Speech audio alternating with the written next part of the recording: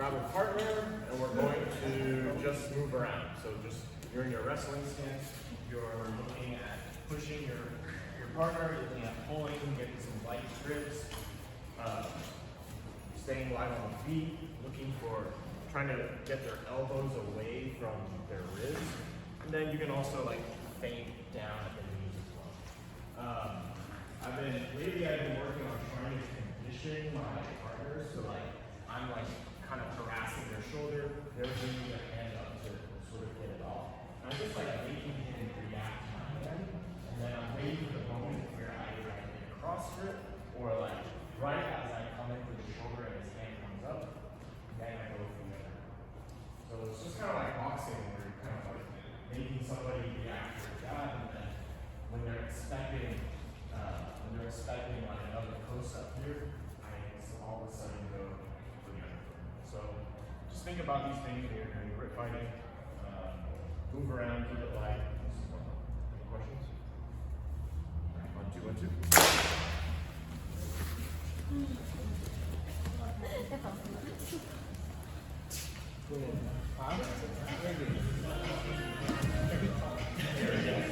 Candles here.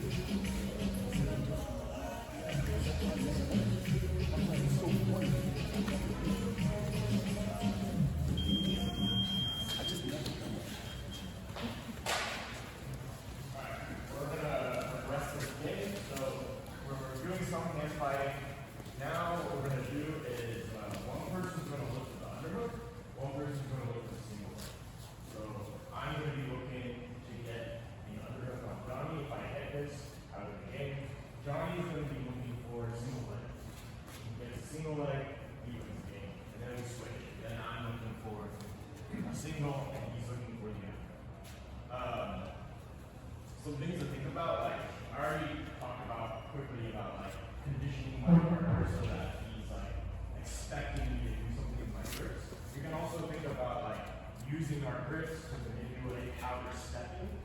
So maybe like as I go with the arm, right, I can square up to you, and then now just like so we're also thinking about like going upper, lower, and just like creating distractions for your opponent so you can open up opportunities to get with them. So one person's going for single, one person's going for underhook. Switch when you guys accomplish your goal. Questions? 1, 2, 1, 2.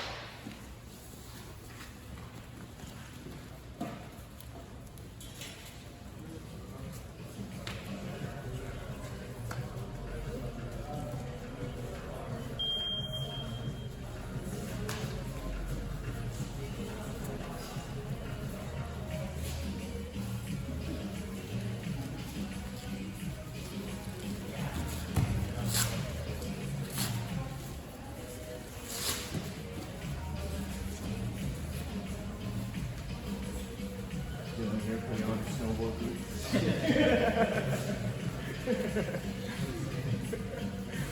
Going skiing.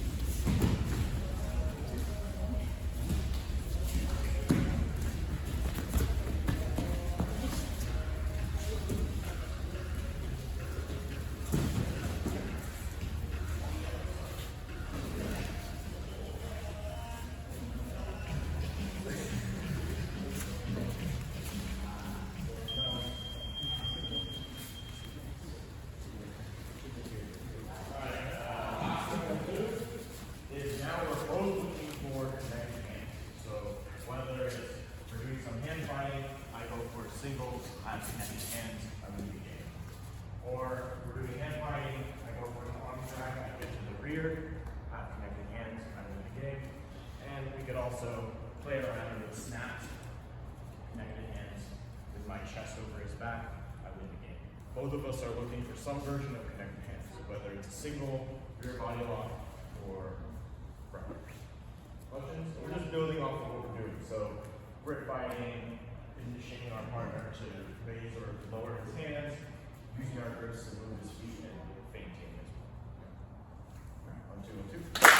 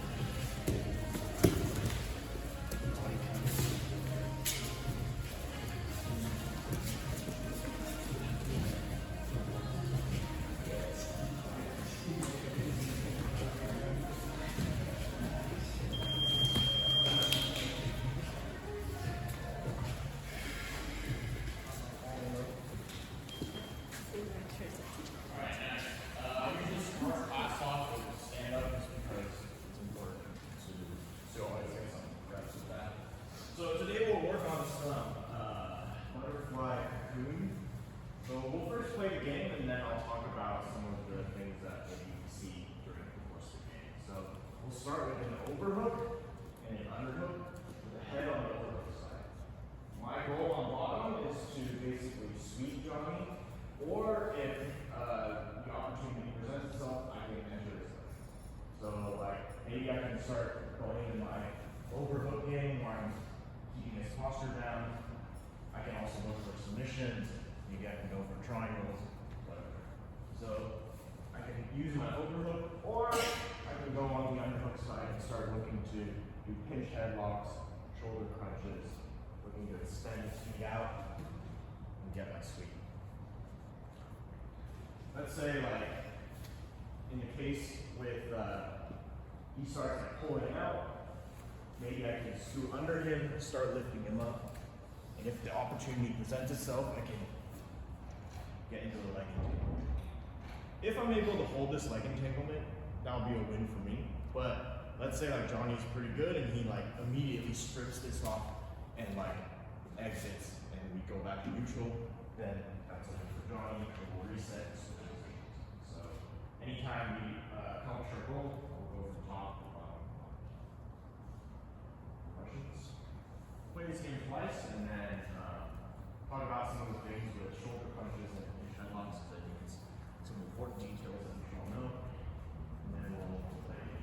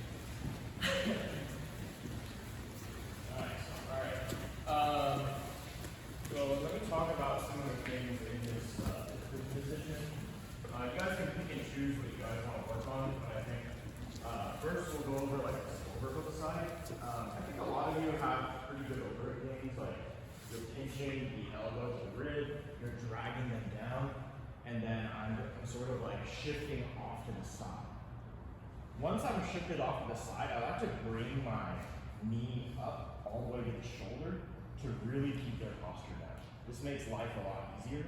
Like now I can almost let go of my overhook, and maybe I can cup the shoulder just to make sure that he stays down. From here, like, notice how I'm leading knee first. So if I ever want to go into omoplatas, I can just shoot my leg over. Like I don't want to do this like a looping action because I don't have pressure downwards to break this posture. So if I like throw my leg like this, Johnny can actually like posture up, and then it's bad news for me. So anytime you're looking to do any kind of overhook attacks, I just bring my knee up, kill posture, and then now as I keep my knee down, I can throw my leg over. So that's just a little tip on the overhook side. Maybe I want to get into this underhook side. I think there's a really good opportunity to go into things like pinch headlocks and shoulder crunches. The main thing that happens in these positions is that people lose the arm. So we'll go over the mechanics of what we're doing. So when I'm doing a pinch headlock and a shoulder crunch, what I'm doing is I'm bringing the elbow away from the rib. And I basically want his elbow pointed at the ceiling too. So it's like literally the furthest away that you can get from the rib. So what we have here is I kind of bring his elbow up and I pinch it between my shoulder and my head here. And then basically what I'm doing is I'm locking my hands on the far side. So I have like my bicep wedges right behind his tricep. And then his head wedges on the other side. And then notice how my head is higher than his head. So now when you ask him, can you get your arm out? It's really hard. Because what's happening is I'm kind of like doing this rotation where I'm like using the friction between my skin to like point his elbow up, and then I'm catching it. And so my elbow is pushing into him like this way, and my head's the counterbalance to that. And now my head is higher than his head, and now he can't get to his arm. I want to emphasize, like, when we're doing this, I don't want to forget about my feet.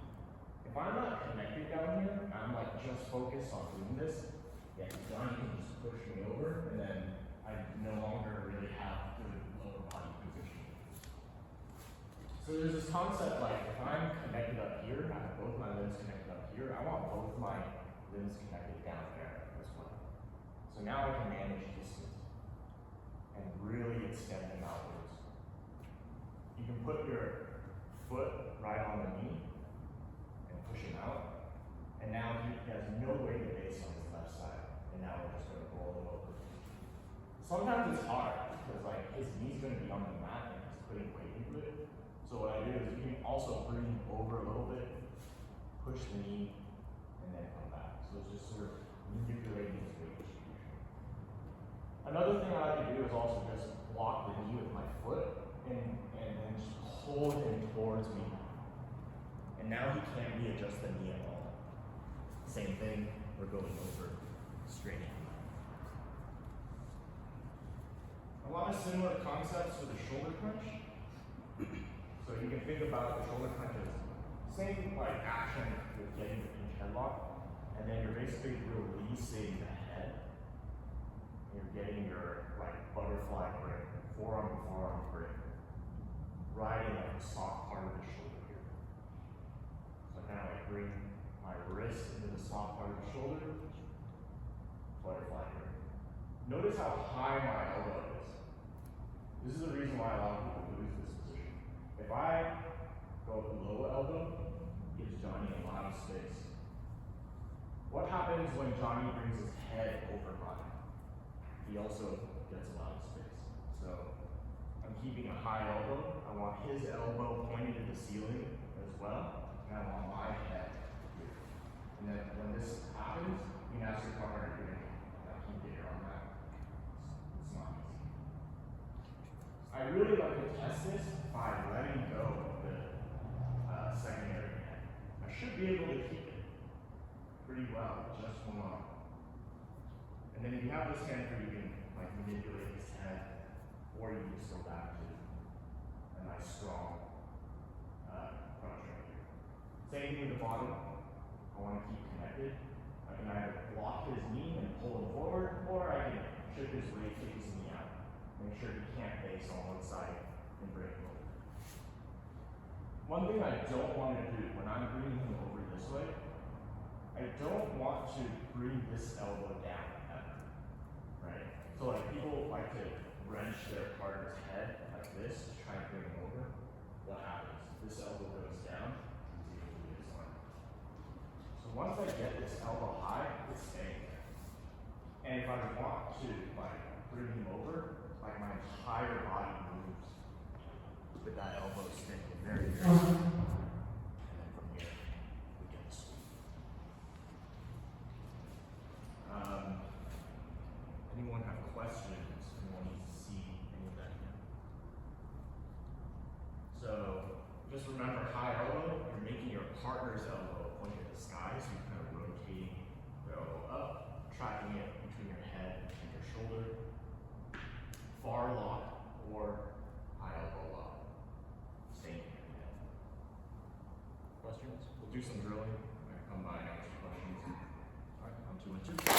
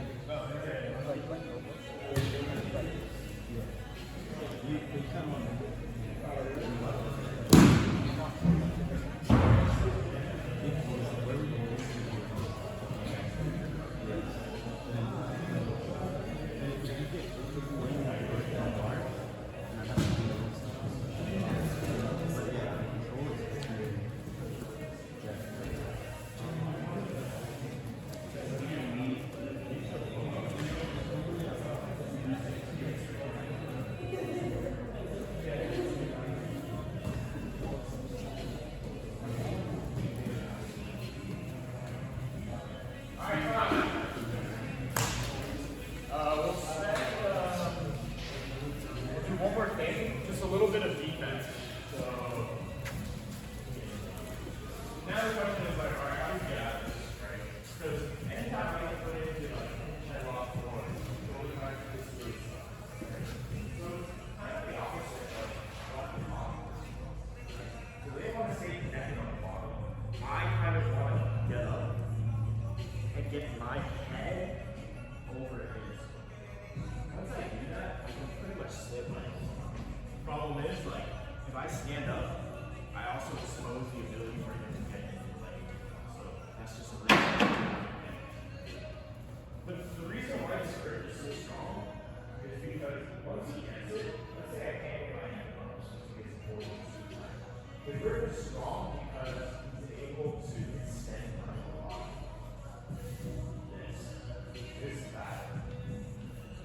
This is why you want to stay connected on the bottom. You extend my lower body weight. I have no base on my right side. I'm going.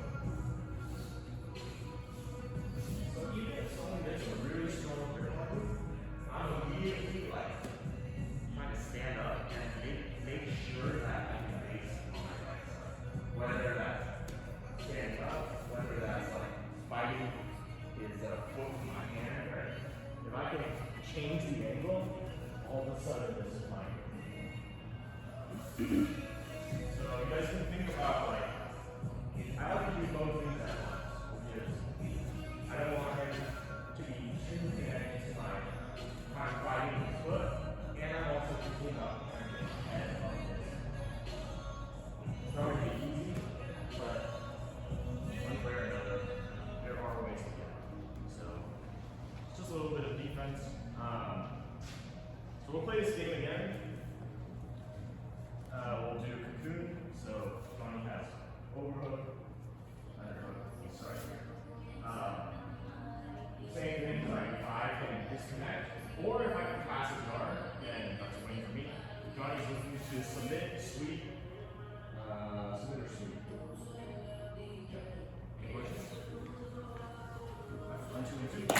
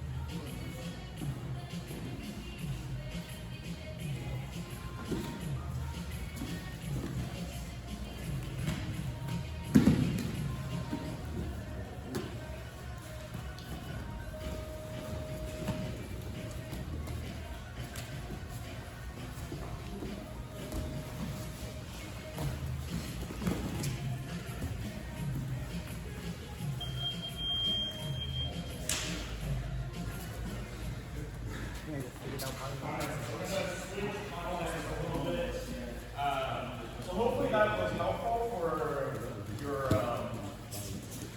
arm isolation game. I feel like that position is quite strong, so kind of rest there is good. Now we'll go into body lock passing. So very similar position where we're in this kind of like butterfly mode. We're going to play a game where I have a long arm, so like one arm that's almost around their entire waist, and a short arm. You can do whatever grip you like. We'll start here. Basically, since I'm already in this body lock position, all I have to do is figure out how to pass the legs. So whatever you guys really want to do what you know, we'll pass the legs. Once I get past the legs, that's a win for me. If Johnny is able to frame me hard enough where I like lose my connection to him, that's a win for me. Or a win for him. If I get swept, that's a win for him. We'll play this game once and then we can go over some body lock passing, some concept stuff, and then go through some more games with body locks. We're doing this just because it's like a very similar, like when we played from the cocoon, Johnny has all the attacks with like the overhook and also the underhook, but then like I also have from the top the ability to do body lock passing. So we're sort of working the opposite side. So yeah, start body lock, look to pass, don't get swept, and don't get disconnected. Any questions? Alright, 1, 2, 1, 2.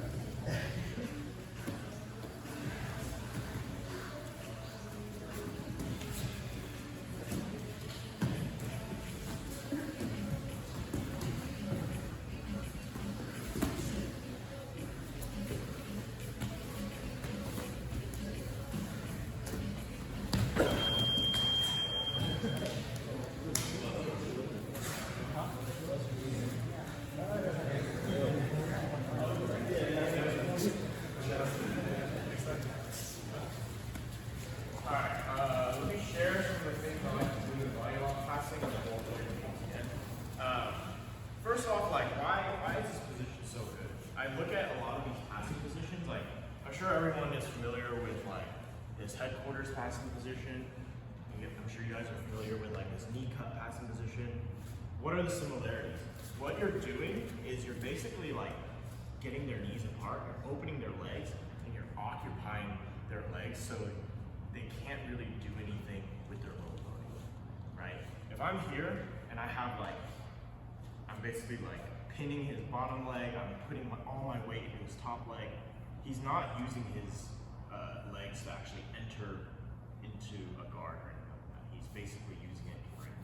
Same thing here, right? I'm here, I'm monitoring this leg. He has less mobility because his knees are so far apart. Same thing with body lock, right? Heels are pinned to the butt, and his knees are apart because my body is right between them. So like if you ask your partner, like, can you use your legs? It's not gonna be easy, which is why it's a great passing position. You can maintain this position with little to no energy, and then it's just a matter of figuring out how to pass the legs. So we started with this long arm, short arm. I usually like to pass on the short arm side, just because like I have like the ability to use my elbow. So basically what I'm looking to do is I'm looking to get both of my feet on the short arm side. I'm still trapping his heel to his butt, but now both of my legs are basically doubled up on this leg right here. He has this free leg, but he's still pretty immobile. He can't do much with it. Later, he might be able to like do a butterfly hook, but right now we're not thinking about that. From here, I can use this elbow to basically push his knee down, and I'm looking to step over. As I step over, really important, I need to bring my head to the far side. Because what I really want to do is like, if I step over and I'm not doing that, he can still like push me, he can still come up, right? Exactly. So as I do that, I want to use my head to flatten it. Once I've penetrated the hip with my knee here, for my other trailing leg, I drag it along the shin, past the knee, and then knee to the tailbone. And now we're passing. When we're here, be patient. People are going to be framing you, right? And if I'm not patient about it and I like try to move forward too quickly, he's going to carry my weight, and then I'm going to lose it. He's going to get his knees back. So when I'm here, I'm very patient, and I like to take my short arm out in order to fight the frames. Whether it's like, I get quick inside control here, and then I use my head, kind of like my head and my chest to flatten him out and upgrade my grips until I can get chest to chest. So again, we're here, making sure that you can maintain this position. Knees to butt, heels to butt, it can't really extend. It's hard to extend. I'm going to step, so I trap his leg using both my feet. I'm going to use my elbow to push down as I step over, switch my head to the far shoulder, drag the trailing knee up and above, and now I've passed. Now I'm staying patient as I fight any sort of frames that he has in order to upgrade my control. This afternoon, people were saying it was kind of hard because when I backstep here, people have really active hooks. So they were like hooking the leg. One thing you guys can try to do is I actually take my short arm, so I bury my head against kind of like this, so I'm kind of like creating a closed loop with my head and the long arm. And now I have this short arm here, which I'll reach down to grab their left leg, the one that's going to hook this leg. So once I have that, they no longer can hook this leg. I can backstep. You can feel free to keep that foot, or you can go back to your normal passing sequence.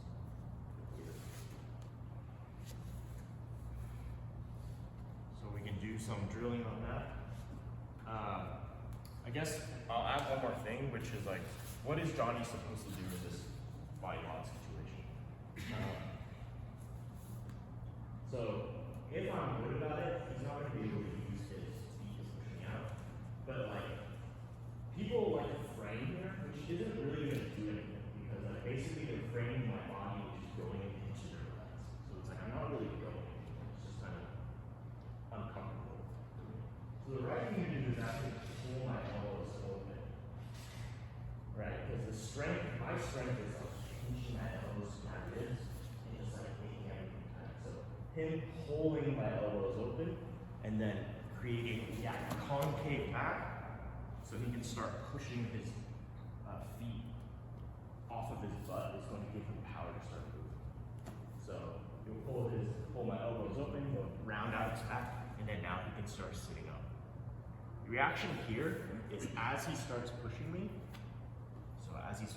me, I'm gonna take one of my arms. One arm will base on the mat, the other one, I can just shove him across.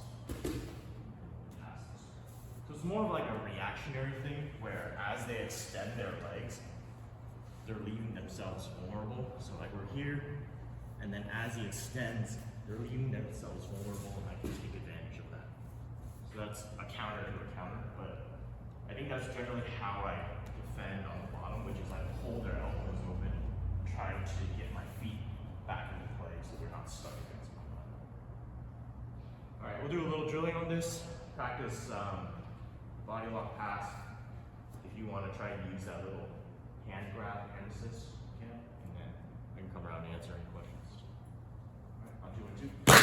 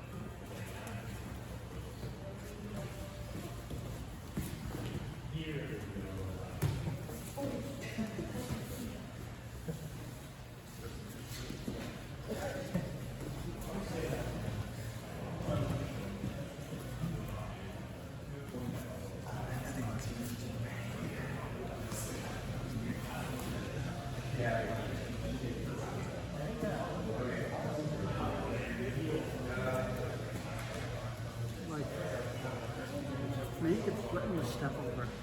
Maybe that's what you would do. Yeah, I don't know. Straight over. And like the hip switch. But so I feel like maybe if I threaten to step over, you're more worried about knees to chest. Yeah. And then that's my thing.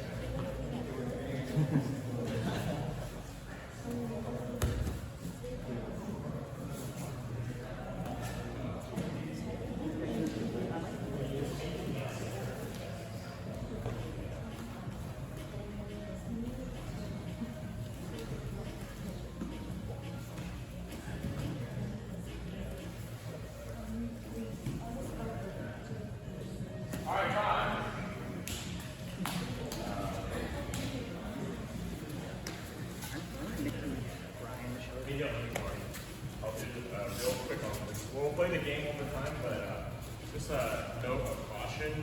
Like when we finish our body lock pass and we get into side control, there's a lot of people who like to do the buggy choke. So you're like in side control, and this can happen where Dylan locks up this buggy choke. And he's basically created a triangle situation where he traps a head and an arm, but it's basically using like the side of his body. And this is real. Like I think like the Rutolo brothers hit this all the time, right? So when you're in side control, right after I pass the body lock and I have my head in this like slightly dangerous position, the preventative way to do this is immediately put my forearm into the hip here. So even if he goes for it, he does not have one arm trap. So that's the preventative way. So just like being careful, like as you pass here, like you're trying to keep them flat by bringing your head over. Just be careful and bring your elbow. I kind of like just bring my forearm straight into the hip pocket. This kills all buggy attempts. What happens if we do get trapped in it? So one thing you can do is you can like open your arm. I find that this just prolongs it. Like it gives me some time, but someone who's really good at finishing the buggy is eventually just going to choke. One thing we can do is like, right now we're in a perpendicular situation, right? I got myself here because I'm 90 degrees to Dylan. So he's like straight this way and I'm 90 degrees the other way. So what we can do is we can back up and go back into half guard. So now it's more of like an X. And I can really start to drive and open it up this way. I'm no longer past his guard, but at least I didn't get choked by the buggy. Like this drastically helps me. You can hear it in my voice. Much better than 90 degrees where I'm like almost getting choked. So I go back into half and I start extending into a break. If you want a live example of this, I think Craig was going up against Ty Rutolo. Rutolo put him in a buggy and then he basically just stepped back in half guard to create kind of more of like a parallel situation to the angle of home. So just something to be careful of when you're in side control. I always recommend just preventative so you don't get caught in that. Right, so we'll do body lock passing game again. So we'll start here, long arm, short arm. Knees to left, start here, I'm looking to pass, and then once I get side control, make sure I, just as a good habit, bring my forearm into the hip pocket. If I get swept, that's a loss for me. If I get put in close guard, that's a loss for me. Yeah, I'm sure you guys, there are other situations, but you guys will work out. Questions? Do you want to?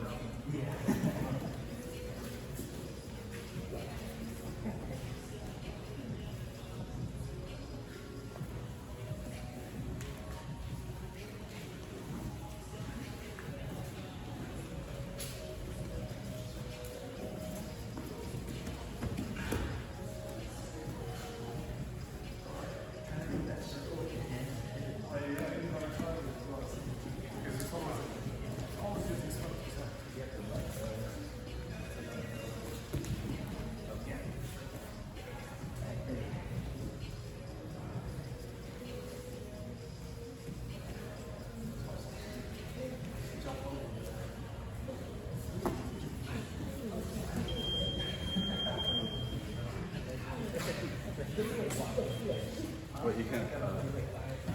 Yeah, I You have to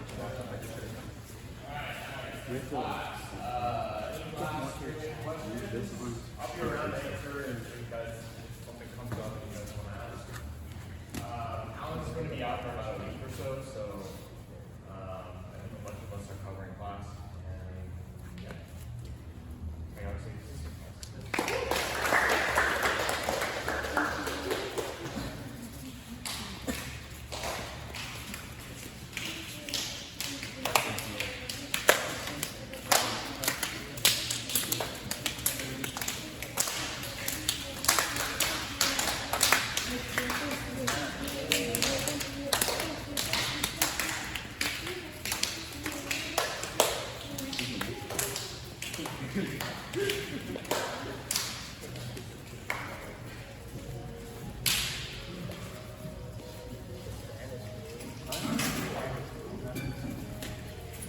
I can reach that.